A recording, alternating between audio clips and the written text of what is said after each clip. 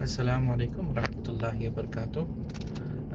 देखिए, एक गलत फहमी जो है वायरल कर रहे हैं कुछ लोग ग्रुप्स में कि जो भी प्रॉपर्टी सेल ऑफ होंगी उसमें सिर्फ और सिर्फ कंप्लेनर का हिस्सा रहेगा, इस तरीके से, और जो है कंप्लेनर को फुल अमाउंट मिलेगा, और ये इस तरीके की बातें करके लोग गलत फहमी फैला रहे हैं। देखिए, कंप्लेनर का सिर्फ मैपिंग हुई है। मैपिंग मतलब आईबीजी नंबर को बैंक अकाउंट से वेरीफाई करके सिर्फ मैपिंग किया गया है।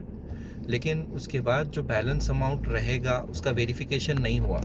कुछ लोगों को तो जो 580 करोड़ की जो कैलकुलेशन हुआ था, उसमें कुछ लोग ऐसे भी है जो विड्रॉल ले चुके हैं, कुछ लोग ऐसे भी है जो डबल ट्रिपल अमाउंट ले चुके हैं, कुछ पुराने लोग हैं, 2012 वाले भी है, 13 वाले भी है, और उससे भी पुराने वाले भी लोग हैं उसमें। कंप्लेन जो 580 करोड़ के क्लेमेंट्स में लिस्ट में है, ऐसे लोग हैं जिनको देनदारी बनती ही नहीं है। और ये जितने जो एंटी हीरा या अपोजिशन साइड के जितने लीडर्स हैं, आप चाहे तो उनसे पूछ लें।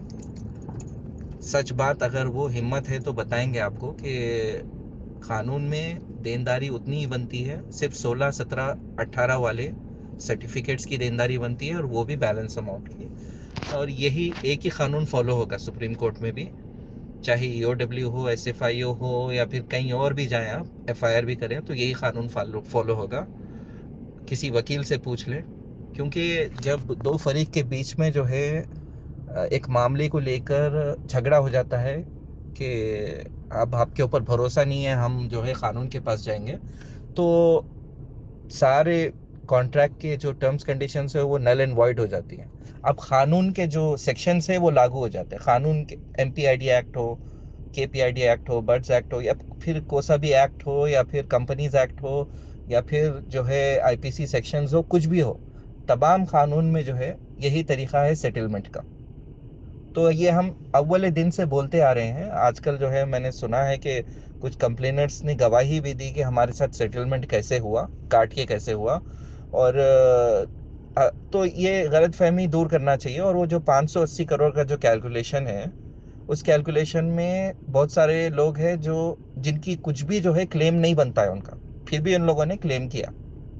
और ये रिसेंटली इसका भी क्लैरिफिकेशन दे देता हूँ मैं कि शहबाज खान से जो मैं सुलह के लिए बात करने के लिए गया था, इसकी शुरुआत कहाँ से हुई कि शहबाज खान ने मुझे कुछ ऑडियोज भेजे थे। और वो हमेशा जब भी वो सऊदी अरबिया आता है, वो उसका नंबर देता है और बोलता है कि आकर मिलो, मतलब दावत देता है कि आके मिलो, बात करो, ऐसा करके कई बार उसने बुलाया, लेकिन मैं नहीं गया था। लेकिन इस बार उसने जो है हज़रत अली रजी अल्लाह तआला अन्हु का खौल रख के सामने बोला कि देखो, झुकता वही है जिसमें जान होती है, अकड़ना तो मुर्दे की पहचान होती है, और इस तरीके के। और उसने आजिज़ाना तरीके से जो है बिल्कुल उसने ऐसी बात की कि हम जो है कोर्ट कचहरी, कानून, पुलिस के पास ये मसले को ले जाना नहीं चाहते, हम सुलह करना चाहते हैं। इस तरीके से शहबाज खान के ऑडियो से, किसी को प्रूफ चाहिए तो मैं वो ऑडियो शेयर कर सकता हूँ। तो उसने सामने जो है सुलह की बात की, तो हम इसीलिए गए थे कि अगर हम सुलह कर लेंगे और इससे इन्वेस्टर्स का भला हो जाएगा। क्योंकि इसका जो एसोसिएशन है शहबाज खान का, HVA एसोसिएशन, ये खुद जो है सुप्रीम कोर्ट में जा चुका है। तो इसीलिए मैं जो है सुलह की बात करने के लिए गया था शहबाज खान से।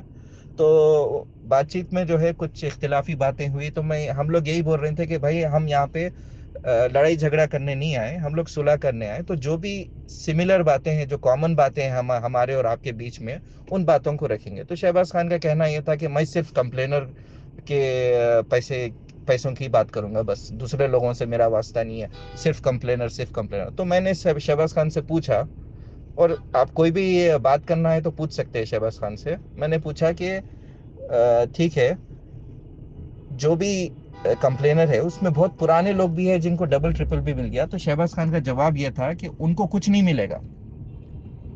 ये खुद शहबाज खान का जवाब था।